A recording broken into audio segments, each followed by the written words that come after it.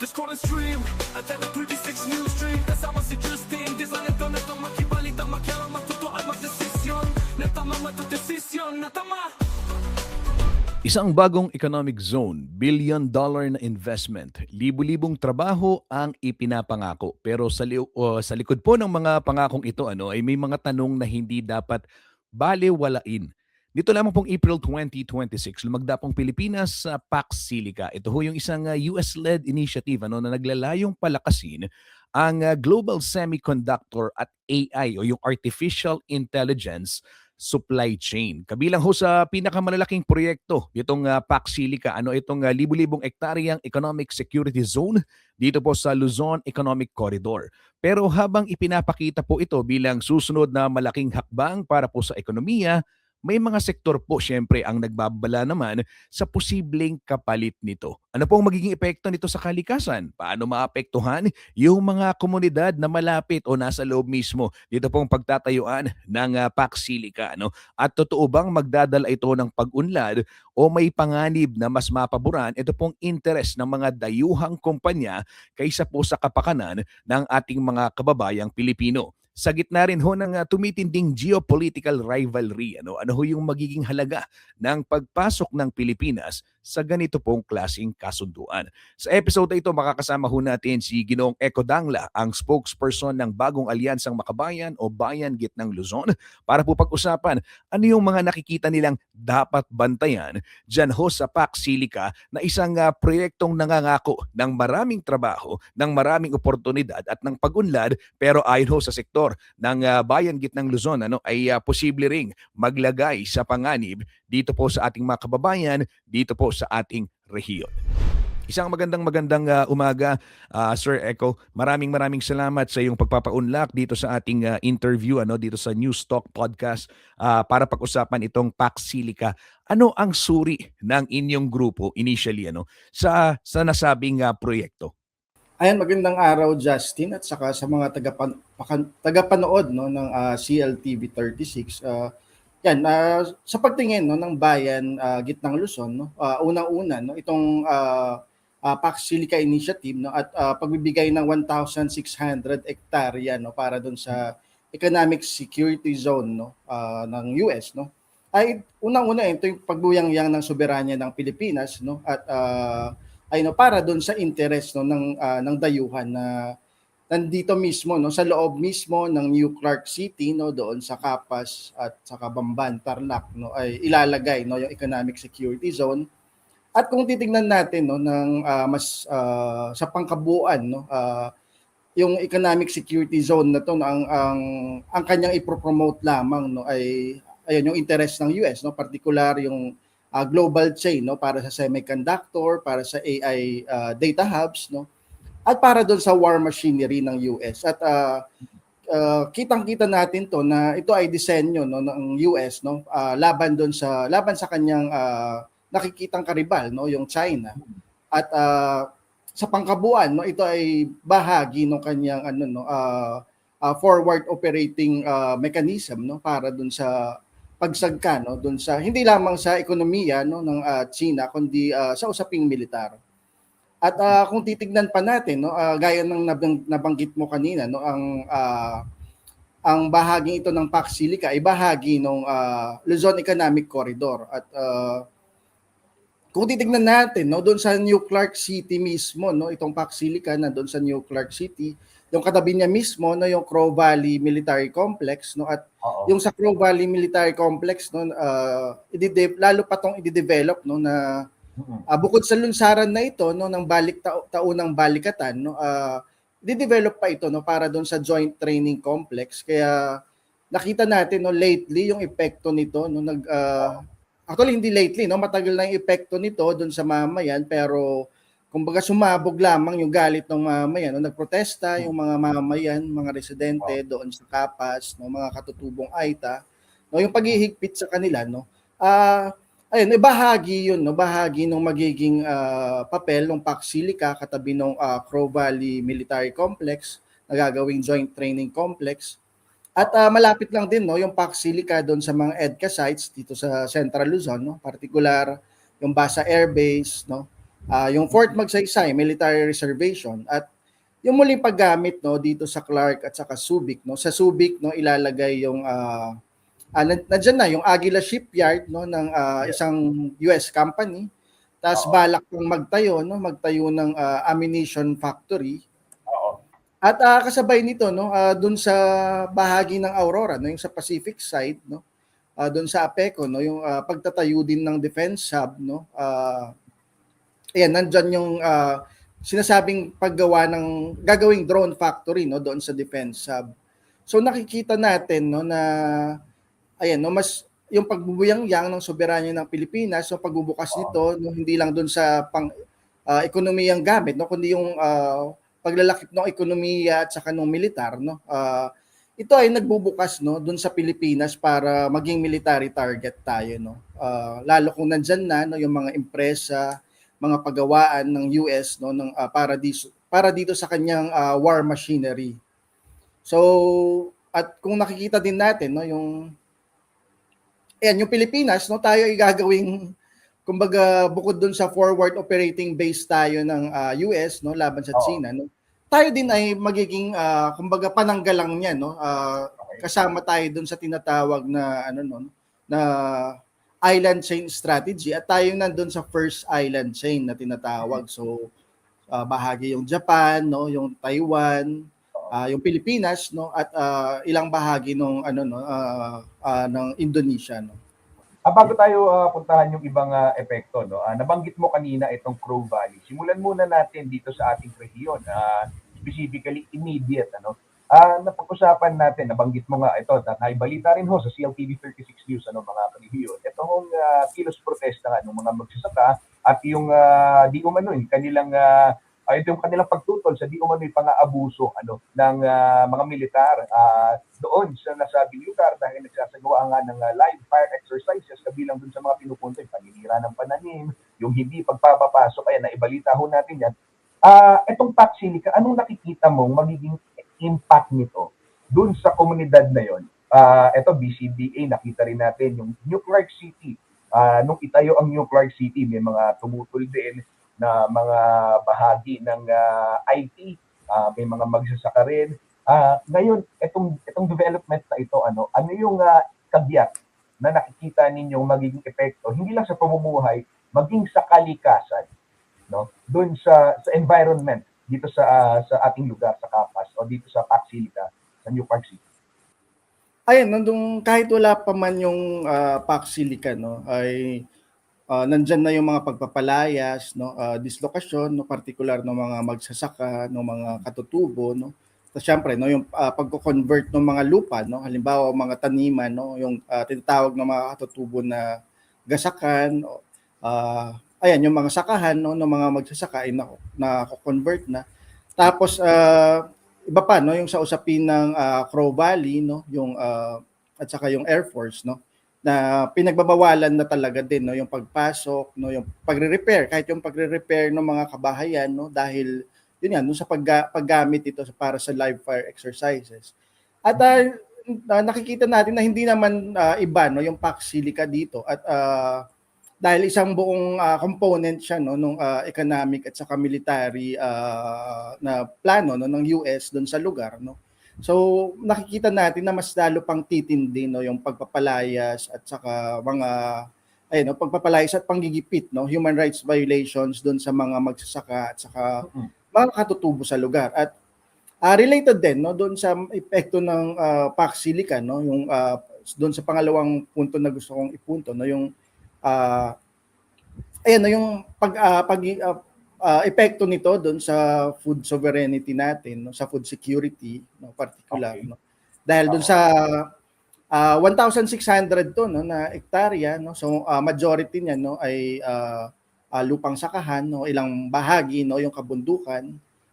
Na pinapakinabangan din naman no ng mga katutubo no, nandiyan yung kanilang mga ibang mga kinukuha yung mga ibang produkto. So yung land use conversion na to no ay yan magdudulot talaga siya no ng bukod sa pagpapalayas no economic displacement doon sa mga katutubo at saka mga magsasaka, at lalahanin din natin no yung Tarlac ay bahagi no ng Central Luzon bilang rice granary ng Pilipinas, no, yung Tarlac particular ay pang-pito, no, pang-pito doon sa buong Pilipinas sa rice production. So makakaapekto ito, no, doon sa production natin ng pagkain. At doon sa ayan, no, pangatlo, no, yung magiging epekto nito sa kapaligiran, no, particular, no, yung ayan, no, doon sa AI data hubs, no, yung mga AI data hub, no, nangangailangan siya, no, ng ultra pure water, no. So yung tubig, no, mula doon sa mga ilog o doon sa groundwater, no, yun yung gagamitin, no, at syempre, no, mawawalan ng access yung mamamayan, no, hindi lang yung mga katutubo, yung mga magsasaka para sa kanilang irigasyon, no.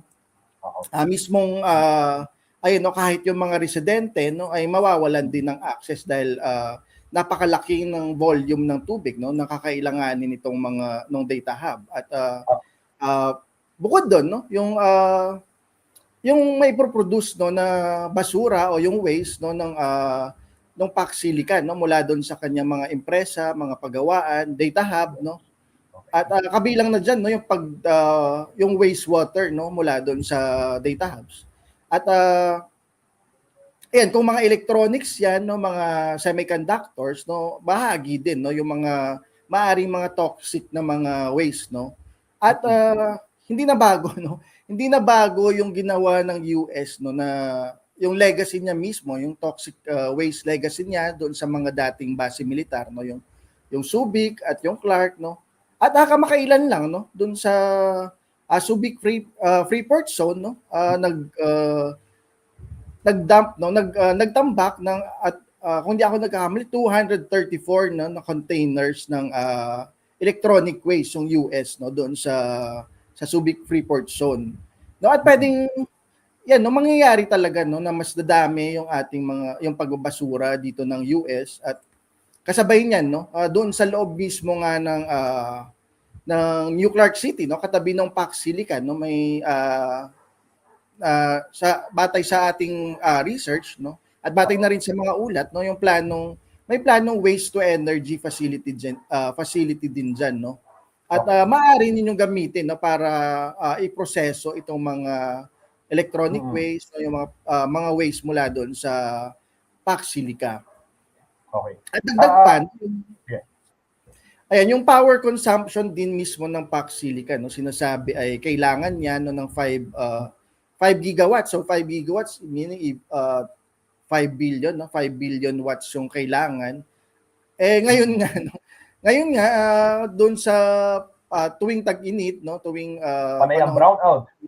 May rotational brownouts, no. Oo. So paano pa kaya, no, pag nandiyan na yung PAC Silica, no, na hihigupin niya yung pangangailangan, no, yung consumption para sa kuryente. At kaya hindi rin yung plano diyan ng US particular, no, para doon sa para pagkuhanan ng kuryente, no, yung tinitingnan nila yung Pilipinas bilang magiging lunsaran nila, no, nung bagong teknolohiya para sa nuclear, no, yung small modular reactors, no. So dito sa atin i-testing tong SMR, no, bukod pa doon sa planong i-revive, no, yung Bataan Nuclear Power Plant, itong magtayo doon sa Pangasinan, no, sa Labrador ng Labrador Nuclear Power Plant. At ayan, dagdag pa, no, yung pagdagsa din ng renewable energy, no, na okay tayo in principle sa renewable energy, pero ayan, no, kung sumasagasa din ito doon sa kalupaan, no, mga sakahan, no, mga magsasaka, sumisira doon sa kabundukan, no, ay ayaw natin, no, ng ganung renewable energy. At lastly, yung miminahin mismo, no, yung pagmimina para dito sa yung mga pangangailangan doon sa semiconductors, no, particular yung critical minerals, yung rare earth elements, no, rare earth metals, no. Ayan, yung critical minerals isa doon sa mga tinitingnan nila, no. Halimbawa, no, yung nickel, chromite, copper, no. Marami niyan doon sa no, particular kung sa region natin, no, yung Zambales. At ayan, silica, no, may plano ding magmina ng silica doon sa Pangasinan, no, sa Burgos, sa Agno. At yung isang sinasabing pwedeng source din no ng rare earth minerals, rare earth metals no yung black sand no, yung magnetite na may mga sumasama dito no ng mga rare earth elements. So yung black sand no mula doon sa Ilocos hanggang Pangasinan hanggang dito sa Zambales no may pagmimina na ng black sand. So ibig sabihin no mas titindi din yung pagmimina no. So ito, dimiminahin ulit, sisirain yung kabundukan natin pero sa kapakinabangan ng US, no, ng mga imperialistang bayan. At lastly, no, yung sinasabing trabaho, no, Yan. syempre, magpro-provide naman din talaga ng trabaho ito, pero di Oo. kumbaga, kung ikukumpara mo dun sa kikitain no, ng US para sa kanyang mga semiconductors, para sa kanyang data hub, no, nakatali pa rin no yung ating lakas paggawa no doon sa napakababang minimum wage no yung mga regional wage no. So napakaliit contractual no at saka napakababa yung sahod na makukuha kumpara doon sa limpak-limpak no natutubuin nitong mga dayuhang korporasyon no partikular yung mga monopolyo ng US at iba pang mga bansa. Ayun, sinasabi nga, trabaho, mag-create, maglilikha ng trabaho. Sa kasaysayan ba, pag-usapan natin, paano yung mga usapin dun sa mga pagbubukas ng bagong industriya at ano yung kagyat na epekto dun sa komunidad pagdating sa trabaho? Ayun, pagdating sa trabaho, no, yung sinasabi ay actually dahil itatayo mo tong mga yung Clark City, no, yung Pax Silica, ang unang epekto niyan ay pagkawala ng trabaho no doon sa mga kabuhayan, no, particular doon sa mga magsasaka, doon sa mga katutubo no na ililimit na yung kanilang pagpasok doon sa kanilang mga ancestral domain, no. At ayan, yung sinasabi na trabaho yung unang-una yung mga construction no pero yung construction no pagtapos na no yung mga buildings no tapos na yung mga itatayong mga gusali no diyan sa Pax Silica, sa New Clark City, wala na rin no. Tapos yung mga iba pa no yan nangangailangan no, halimbawa no kaya sa monitor natin magtatayo din ng UP campus no doon sa tabi ng Pax Silica no.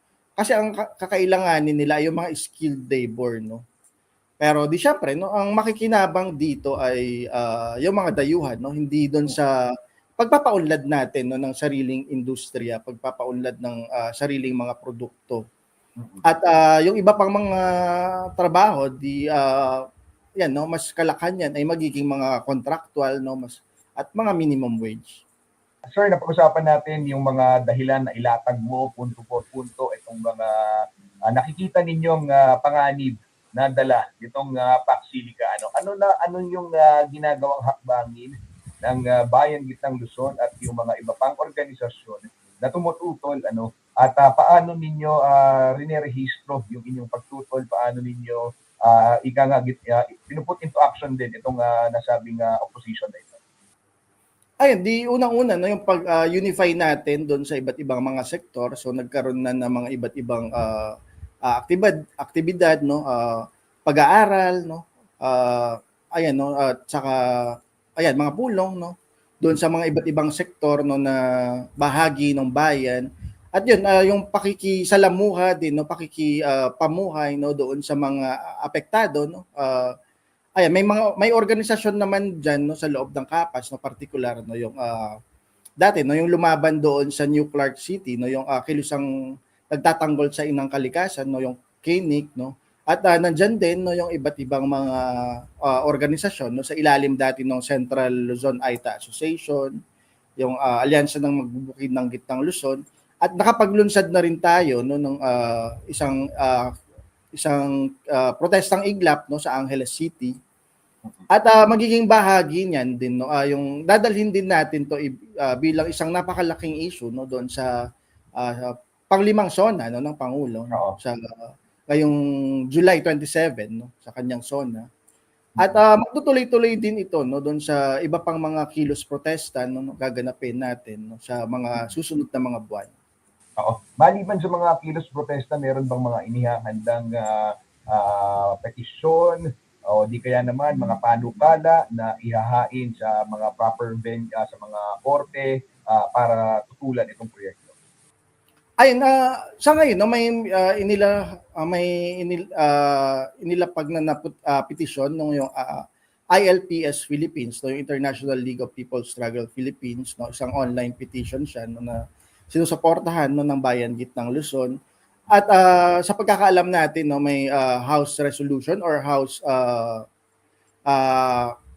resolution na, no, na ginawa yung makabayan, no, doon sa Kongreso. At ayun, no, idudulog din natin yung mga issue din ng mamamayan doon sa Kapas, no, particular, no, yung panggigipit sa kanila. At hindi lang doon sa makabayan, no, syempre doon sa pag-reach out din doon sa mga kinatawan na mga iba't ibang kinatawan natin, no, dito sa Gitnang Luzon. At ayan, no, pagbubuo ng mga alyansa, no, particular yung paglaban dito sa Pax Silica. At ayan, no, titingnan pa natin, no, ano pa yung mga ibang forma, pero isang focus natin ngayon, no, ay doon sa malapad, no, na information dissemination, no, dito sa issue, no, lalong-lalo na dito sa ating rehiyon. Sir, maraming salamat sa iyong oras at sa iyong pagpapaliwanag kaugnay ditong usapin at inyong pagsusuri, pagtingin sa Pax Silica. Siguro hingan na lang kita ng panghuling mensahe sa ating mga viewers, tagapakinig din, because this will be uploaded also on Spotify. Sa ating mga listeners sa Spotify podcast natin, ano yung gusto mong mensaheng iwan sa kanila kaugnay nitong Pax Silica? Ay, unang-una, hinihingi natin yung pakikiisa, no, ng mamamayan ng Gitnang Luzon, no, at ng mamamayang Pilipino, no, para tutulan, no, itong Pax Silica dahil ito ay hindi maglilingkod, no, doon sa interes ng mga mamamayang Pilipino, kundi maglilingkod lang ito, no, sa interes, no, ng imperialistang US, no. Particular, no, para sa kanyang gera at saka pandarambong sa kalikasan, no. At ayun, inaanyayahan namin kayo, no, na makiisa doon sa mga pagkilos, no, particular doon sa July 27, no, sa SONA, no, doon sa Commonwealth, no. At doon sa mga susunod pa, no, na mga ilulunsad natin na mga pagkilos, no, laban dito sa Pax Silica at saka iba pang mga proyekto, no, ng darambong sa kalikasan at saka sa mamamayan. Yan ho mga karehiyon, ating nakapanayam si Ginoong Eco Dangla, ang tagapagsalita po ng Bayan Gitnang Luzon. Maraming salamat Sir Eco, sa pagbabahagi ng inyong pananaw at pagsusuri tungkol sa Pax Silica at sa mga isyong kaakibat nito. Habang nagpapatuloy po ang diskusyon tungkol sa mga proyektong nangangakong magdadala ng trabaho, pamumuhunan at pag-unlad, mahalaga rin pong mapakinggan natin yung mga boses na nagtatanong tungkol sa epekto nito sa kalikasan, sa karapatang pantao at sa mga komunidad po na maaring direktang maapektuhan. Dito pong proyektong Pax Silica.